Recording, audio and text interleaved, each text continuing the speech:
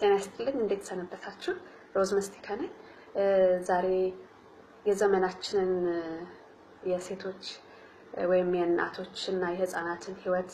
ሊያሳዩ ይችላሉ ያልኳቸውን ሶስት አይነት እናትነት ወይም ደግሞ የሶስት እናቶችን ህይወት ላሰማችሁ ነው አንደኛዋ እኔ ነኝ የራሴን ህይወት ታሪክ የራሴን እናትነት ኑሮ አሰማችኋለሁ ሁለቱ ደግሞ የኔ በጣም የቅርብ ጓደኞቼ ናቸው ኩዮቼ ናቸው ስለዚህ በርግጥ የሶስታችን የእናትነት ህይወትና አኗኗር የተለያየ ነውና አሁን እየጠየቅን ስላለነው ተጨማሪ የወሊድ ፈቃድና በየመስሪያ ቤቱ የልጆች የህፃናት ማቆያ እንዲዘጋጅልን የሚለውን ዘመቻ የበለጠ ትርጉም እንዲሰጠው ያደርጋል ብዬ አስባለሁ እናንተ ደግሞ ይሄን የምትመለከቱ ሰዎች ይሄን ሐሳብ ለጓደኞቻችሁ ለዘመዶች ለወዳጆቻችሁ ብታካፍሉ የበለጠ ተሰሚን ሆነና ህጎቹ በቅርቡ ተግባራዊ ሆነው የብዙ እናቶችና የህፃናት ህይወት ወይም ይሻሻላል የሚል እምነት አለኝ እንደሚከተለው አቀርበዋለሁ ተከታተሉ ሶስት እናቶችን ህይወት አስቀኛቸዋለሁ ነው ያልኩት አንደኛዋ እኔ ነኝና ከራሴ ለመጀመሪያ ያህል የመጀመሪያ ልጄን ከመውለዴ በፊት በኢትዮጵያ ኢምፕሎየርስ ፌደሬሽን የህዝብ ግንኙነት ኃላፊ ሆኜ ተቀጥሬ ነበር ለጥቂት ጊዜ ነው ለወራት ያህል ነው ነፍሰ ጡር ነበርኩ በወቅቱ የመጀመሪያ ልጄንና ልክ 8 ወር ሲሆነኝ ነው ስራዬን ያቆምኩት እሱም የወሰንኩት ውሳኔ ልጄን ለማሳደግ ስለነበረ ከባለቤቴ ጋር ተነጋግረን የኔ ስራ ባቆም በህይወታችን ላይ በኑሯችን ላይ ወይም በመናገኘው ገቢ ላይ ብዙ ለውጥ የሚያመጣል ነበር ይልቁንም ቤት ሆኜ ልጄን በንከባከብና ባሳድግ ብዙ ነገር ማትረፍ እንደምችል አምኜበትና ከባለቤቴም ጋር ተነጋግሬ ወስኜ ያደረኩት ነገር ነውና 8 ወር ሲሆነው ልጄ ስራዬን አቆምኩኝና ቤት ተቀመጥኩ ልጄን ከወለድኩ በኋላ ልጄ 6 ወር ከሞላው በኋላ አንድ ስራ አገኘው ያገኘሁት ስራ በዩሮፒያን ዩኒየን ውስጥ ነበርና እምቢ ማለት ማልችለው እድሉ እንዲያመልጠኝ ማልፈልገው ነበር ልጄም ደግሞ 6 ወር ስላለፈው ምግብ መመገብ ስለጀመረ ቤተሰቦችም ስራውን ሁሉም ሰው እንዲሰራ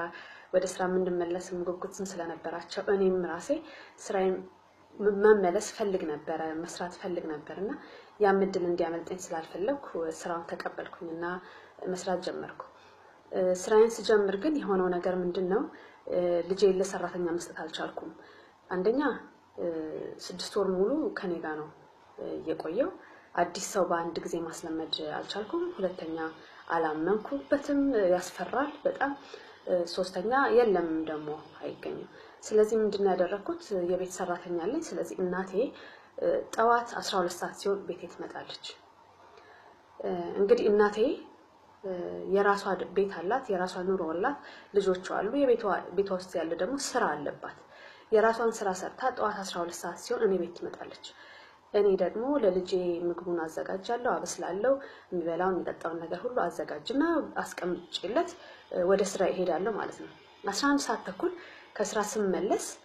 ወደ ቤቴ በፍጥነት እመለሳለሁ ከዛ ከናቴ ልጄን እረከባለሁ እናቴ ደግሞ ወደ ቤቷ ትመለሳለች እናቴ ሙሉን ቀን ከኔ ልጅ ጋር ቤት ውስጥ ትውላለች ከዛ ደግሞ ቤት ስትሄድ ደግሞ ራት ማዘጋጀት ይኖርባታል የቤት ውስጥ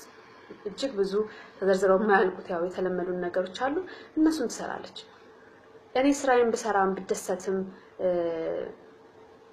ለኔ ስራ ወይም ደግሞ ለትምህርትም ሆነ ለስራ ደረጃ ከፍ እንድል አስተዋጽኦ ቢኖርም ስራ መስራቴ እናቴ በመሃል የተንገላታችም ነበር ዞሮ ያው የእናቶች በየትኛው አቅጣጫ እናቶች እንዴት እንደሚጎዱ ያሳያልና በዚህ መልኩ ለተወሰነ ወራት ሰራው ግን የሚያዛልቅ ስላልነበረ ስራውን በርግጥ ኮንትራክት ስራ ስለነበረ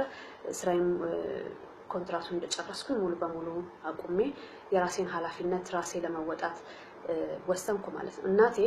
እኔን ለማሳደግ ብላ ብዙ መስዋዕትነት ከፍላለች እንደገና ደግሞ የኔን ልጅ ለማሳደግ ሌላ መስዋዕትነት በስተርጅና መክፈል የለባትም ብዬ ስላሰብኩ ቀረው ማለት ነው ቤትና ልጄን ማሳደግ ጀመርኩ። ሁለተኛ ልጅ መጣች፣ ሶስተኛ ልጅ ወለድኩኝ። በዚሁ አለሁ። ይህን ይመስላል የኔ የእናትነት የህይወት ልምድ። እስካሁንም ልጆቼን ማሳደገው እኔ ነኝ። በሞግዚት የላቸውም፣ እኔ ብቻ ነኝ ማሳደጋቸውና እግዚአብሔር ይመስገን ይህን ማድረግ በመቻሌ እግዚአብሔር ስለረዳኝ ነውና። ሁለተኛው ማካፈላችሁ አብረን አንድ መስሪያ ቤት የምንሰራ ጓደኛዬ ናት። በጣም የምወዳት የማከብራት የቅርብ ጓደኛዬ ናትና በጣም ወጣት ናት፣ ከኔ በእድሜ ታንሳለች። እሷ ልጇን ከወለደች በኋላ ያው የነበራት የወሊድ ፈቃድ 3 ወር ነው። አንድ ወሩን ከወሊድ በፊት አልወሰደችው ነበር። ስለዚህ ሙሉ የ3 ወር ፈቃድ ነበራት ከወለደች በኋላ። ልጇን ለ3 ወራት ያህል እሷ ስትንከባከብ ጡት ስታጠባ ቆየች። ስራ ለመጀመር አንድ 15 ቀን ሲቀራት ሰራተኛ መፈለግ ተጀመረ እና ሰራተኛ መጣ። ከባድ ነበረ። ህፃኑን ሰራተኛዋ እንድትለምደው እንድትንከባከበው ማድረግ ከባድ ነበረ። ግን አማራጭ ስለሌለ የሷ ደሞዝ ለቤቷ እንደ ዋስትና ወይም ደግሞ በቃ የግድ አስፈላጊም ስለሆነ ወደ ስራ መመለስ አለባትና ወደ ስራዋ ተመለሰች። ግን ከባድ ነበር ለሷ የሆነው። ምክንያቱም ያገኘቻት ሰራተኛ የምትታመንና ቀና ወይም መልካም አልነበረችም። ስለዚህ ልጁን እንደሚገባው የምትንከባከብ ሴት አልነበረችም። ጡጦ በስርዓት አይሰጠውም። የተዘጋጀለትን በስርዓቱ አይመግቡትም በሰዓቱና ልጁ ከ3 ወሩ ጀምሮ በጣም ታማሚ ሆነ። በየጊዜው በወር አንዴ በ2 ወር አንዴ በየጊዜው ፈቃድ እየጠየቀች ሆስፒታል ትሄዳለች። በጣም በሚያሳዝን ሁኔታ ብዙ ተሰቃየ፣ ታሟል። ከፍ እያለም ሲመጣ እድሜው እየጨመረ ሲመጣ 6 ወር ሲሆነው ምግብ መመገብ ሲጀምር ያንን እናት አዘጋጅታ የምትሄደውን ምግብ በአግባቡ አይመገብም ነበረ። ይልቁንም የዱቄት ወተት ብቻ በተደጋጋሚ ሙሉን ቀን ይጠጣል። ምግብ አይበላም፣ እምቢ ብሏል በማለት ይተውታል። ከዛ እሱ ሙሉን ቀን ያን ወተት ብቻ ሲጠጣ ነው የሚውለውና ሰውነቱ እየተጎዳ በተቅማጥ በሽታ በትውከት በሽታ እየተጎዳ እንዲያውም 1 አመት ሳይሞላው በፊት ሆስፒታል ሁሉ ገብቶ ተኝቶ ነበርና በጣም ነው የሚያሳዝነው። ልጁም ተንገላቷል፣ ተጎድቷል። እናትየውም ፍቃድ የአመቱ ፍቃድ የመስሪያ ቤት የሚሰጣት የአመቷ ፈቃድ አልቆ ከአዲሱ አመት ከመጪው አመት ሁሉ በብድር ፈቃድ ወስዳለች። እንደዚህ ሆና ያው ይታደጋል መቼም አድጓል። ማደግ ግን ብዙ ተንገላቶና ጤናው ተጎድቶ ነው ያደገው። የሰራተኛ ወጪ አለባት። እንደገና ሙሉን ቀን ምግብ ሳይበላ ወተት ብቻ የጣሳው የቆርቆሮ ወተት ብቻ ሲጠጣ ስለሆነ የሚውለው ዳይፐር ሲቀይሩለትና የዳይፐር ወጪ ራሱ በጣም ብዙ እንደነበረባትና ኢኮኖሚካሊ ተቸግራ ሁሉ እንደነበር አስታውሳለሁ። ሶስተኛዋ ጓደኛዬ እሷም በጣም የምወዳት የቅርብ ጓደኛዬ ናት። የሷ ህይወት ደግሞ ይለያል። እሷ ደግሞ እንዴት ነው የምትኖረው? እሷም ልክ እንደዚህኛው ጓደኛዬ ስራዋን ማቆም የምትችል አይደለችም። የሷ የስራ ደረጃ ከፍም ያለ ነው። የገንዘብ አቅሟም ከፍ ያለ ነው። የምታገኘው ደሞዝ ለቤተሰቧ መሰረታዊ ነገር እና ልታቆመው ወይም ደግሞ በቃ ልጆቼ ላሳድግ ብትል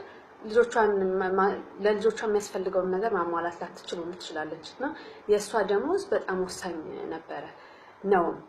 እና ስለዚህ ስራዋን ማቆም አትችልም ማለት ነው። በዚህ ምክንያት የመጀመሪያ ልጇን ከወለደች በኋላ እሷ የምትኖረው ሲኤምሲ አካባቢ ነው። እናቷ የምትኖረው ካሳንቺስ ነው።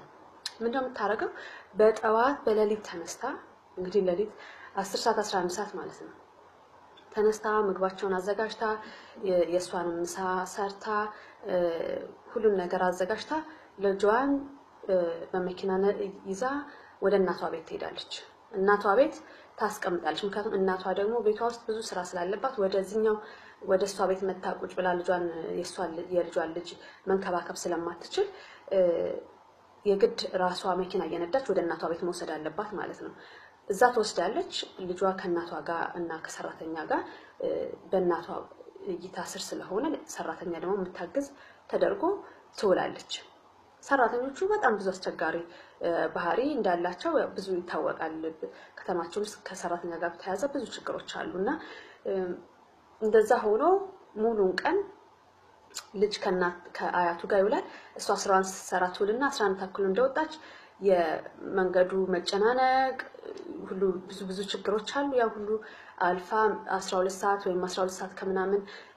ካሳንቺስ ትደርሳለች ልጇን ትረከባለች ከዛ ደግሞ ተመልሳ ወደ ቤቷ ወደ ሴሚስ ትሄዳለች በድካም ነው ቀኑን ሙሉ የሚያልቀው ማለት ሙሉን ቀን ስራ ላይ ናት ስትጓዝ ጠዋት እንግዲህ ለሊት የተነሳችበትን ሰዓት ታያላችሁ ከዛ በኋላ ማታ ደግሞ ቤቷ ስንት ሰዓት እንደምትገባ የመንገዱን ሁኔታ ታውቁታላችሁና አንድ ሰዓት ተኩል ብትገባ ከዛ ደግሞ ራት ማዘጋጀት አለ ለነገ ደግሞ ምግብ ማዘጋጀት አለ ብዙ ስራ ይጠብቃልና ያለ ማቋረጥ ከለሊቱ እስከ ለሊቱ ድረስ ነው የምትሰራው እና ህይወቷ በጣም ያሳዝናል ድካም አለበት ልፋት አለበት ጭንቀት አለበት እንደዚህ የሆኑ ነው ያሁን የኛ ዘመን እናቶች ወይም ደግሞ ምን ኖረው እንደኔ ተቀመጡ አሉ በቃ ሁሉ ነገር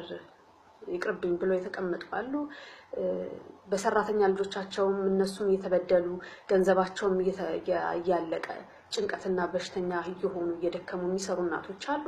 እንዴ ደግሞ ካንዱ ከቤታቸው ወደ እናታቸው ቤት ወይ ደግሞ ወደ ዘመዶቻቸው ቤት ልጆቻቸውን እያመላለሱ በመሃል በቃ እንዲሁ እየተንከራተቱ የሚያሳልፉ እናቶች አሉ እስኪ አልፍ ድረስ በዚህም በዛም ብሎ ያድጋሉ ግን እንደዚህ ሁሉ ሆኖ ማደግ ነው ወይ ይሄ ሁሉ ህይወት ይሄ ሁሉ እንግልት ያስፈልገናል ወይ ይሄን እንግልት ማቆም አንችልም ወይ መንግስት ብቻ አይደለም ይሄንን ማድረግ የሚችለው እኛም ራሳችን መንግስት አሁን በቅርብ ጊዜ ሪፖርተር ጋዜጣ ላይ ወጥቶ የነበረውን ዜና አቅርቤው ነበር የህፃናት ማቆያ በየመንግስት መስሪያ ቤቱ እንዲዘጋጅ የሚል እሱ ወጥቷል እንግዲህ ረቂቅ ሆኖ ቀርቧል ይሄ ረቂቅ የት ደረሰ ብሎ መጠየቅስ የኛ ኃላፊነት አይደለም ወይ መገፋፋት ሳያስፈልገንም አንዳንዴ ዝም ስንል ተመችቷቸዋል በቃ ተብሎ በብዙ ስራ ጫና ሁሉም እንግዲህ የራሱ ስራ ጫና አለበትና ወይም ደግሞ ቅድሚያ የሚሰጡ ሌሎች ጉዳዮች ይመጡና ይረሳል ይዘናጋልና የእናቶች ህይወት የህፃናት ህይወት እንደዚህ ሆኖ መቀጠል አለበት ወይ ምን ይመስላችኋል እኔ ወደ ስራዬ በመለስ በጣም ደስተኛ ነኝ በጋዜጠኝነት ነው ተመረኩት ከጋዜጠኝነት ውጭም በተለያዩ ሙያዎች ላይ ሰርቻለሁ እርግጠኛ ነኝ ወደ ስራ በመለስ ለራሴም ለሀገሬም ብዙ ነገር መስራት እንደምችል አምናለሁ አውቃለሁ ሌላው ቀርቶ ነገ ልጆቼ ይጠይቁኛል ምን ሰራሽ ምንድነው የሰራሽው እስካሁን ምን አረግሽ ይላሉ ልጆች የተከፈለላቸው መስዋዕትነት በአጭር እድሜ የሚገባቸው አይደለም እንደኛ እናት ሲሆኑ አባት ሲሆኑ ነው ወላጆቻቸው የከፈሉላቸው ነገር ትዝ የሚላቸው ወይም ደግሞ ዋጋ የሚሰጡት እንጂ አሁን በዚህ እድሜያቸው እንዲያውም በኔ የሚያፍሩ ነው የሚሆኑት ምክንያቱም የጓደኞቻቸው እናቶች ከተማ ነው የሚውሉት ስራ ላይ ነው የሚውሉት ልጆቻቸው ጋር ሲወጡ ወይም ደግሞ ስራ ሄደው ሲመጡ ገንዘብ ይዘው ሲመጡ የሚፈልጉትን ነገር ሲያደርጉላቸው ሲያዩ የነሱ እናት በጣም ኋላ አይቀርችና ዝም ብላ ቤት ውስጥ ተቀምጣ እንደምትውል ሁሉ አድርገው ያስባሉ አሁን አያውቁትም ጥቅሙን እኔም ሰማራላቸው ጥቅም አያውቁምና በጓደኞቻቸው ፊት ሁሉ ሊያፍሩብኝ የሚችሉ ሁሉ ሊሆኑ ይችላሉ እንደዚህ ሆኜ ከቀጠልኩና ብዙ እናቶች ከኔ በፊት ያሉ ብዙ እናቶች አሁንም በኔ ህይወት በኔ ግርስር ያሉ እናቶች አሉ ተስፋ ቆርጠው ከዚህ በኋላ በማር ከዚህ በኋላ ብሰራ የትደርሳለ ብለው ስንት ምን የመሰለ ጭንቅላት ያላቸው ሴቶች ቤት ውስጥ ይቀርባሉ እና እንደዚህ ሆነው መቅረት አለብን ወይ ሁላችንስ እስኪ ተመልከቱ ለቅድሚያ ለትምህርት ለሴቶች ተብሎ ዩኒቨርሲቲ ገብተው ብዙ ነገር ተደርጎ ብዙ ነገር ወጥቶ ብዙ ወላጆች ሴት ልጆቻቸውን ለፍተው ደክመው አስተምረው የት ትደርሳለች ሲባል ቤት ውስጥ ልጆቼን አሳድጋለሁ ብላ ምክንያቱም ደግሞ ኃላፊነት አለብን ከመውለዳችን በፊት ነው እንጂ ከወለድን በኋላ ቅድሚያ የምንሰጠው ነገር ስላለ እንደዚህ ሆነን መቅረት የለብንም ይሄ ሁሉ የሚስተካከለው ግን የተጨማሪ ወሊድ ፈቃድ ብናገኝ ቢሰጥ 6 ወር ተጨማሪ ፈቃድ ቢሆንልን ህፃናት ተረጋግተው ጤናማ ሆነው ጡት ጠብተው ያድጋሉ እናቶችም ጤናማ ሆነው የተጎሰቆለው ሰውነታቸውን በርግዝናና በምጥ የደከመው ሰውነታቸውን ጠግነው በሙሉ ሐሳብ ወደ ስራቸው ይመለሳሉ በየመስሪያ ቤቱ ደግሞ በተለይ የመንግስት መስሪያ ቤቶችና በጣም ብዙ ቁጥር ያላቸው ሴት ሰራተኛ ያላቸው የግል ድርጅቶች ማቆያ ቢያዘጋጁ አሁን ሜድሮክ አለው የሚል ዜናም ሰምቻለሁ እንደሱ አይነት ቢያዘጋጁ ልጆቻቸውን ያለ ሐሳብ ትምህርት አብረው ይዘዋቸው መስሪያ ቤታቸው ወስዷቸዋል ያለ ሐሳብ ስራቸውን ይሰራሉ በቅርቡ ልጆቻቸውን ይቆጣጣራሉ ከዛ አንድ ላይ ወደ ቤታቸው ይመለሳሉና ይሄ ደግሞ ጥቅሙ ለህፃናቱ ለመጪው ለአዲሱ ትውልድ ለናቶች እና ለሀገር ጤናማ ትውልድ ጤናማ ዜጋ ያለው አገር ወድቆ አይወድቅም አሁን ብንሰራ አሁን ብንጥር አሁን ልማት ብንል ሰው የሰው ልማት ጤናማ የሆነ ሰው ሊኖረን ካልቻለ ሁሉም ነገር ዋጋ አይኖርምና እባካችሁ እነዚህ ሶስት እናቶች የኔንም ጨምሮ ላሳያችሁ ሞክራለሁ ይሄንን ሐሳብ ለሌሎች ለወዳጅ ለዘመዶቻችሁ አካፍሉ ተጨማሪ ወሊድ ፈቃድ ገጽንም ላይክ በማድረግ ሼር በማድረግ ይሄን ሐሳብ ለሁሉም ሰው እናሰማ መግፋት ያለብን ንግፋ መጎትጎት ያለበት ቦታ ላይ እንጎትኩት ተጨማሪ ወሊድ ፈቃድና የህፃናት ማቆያ በየመስሪያ ቤቱ እንዲዘጋጅም የበኩላችንን ጥረት እናድርግላለሁ በጣም ነው ማመሰግነው ስላዳመጣችሁ አመሰግናለሁ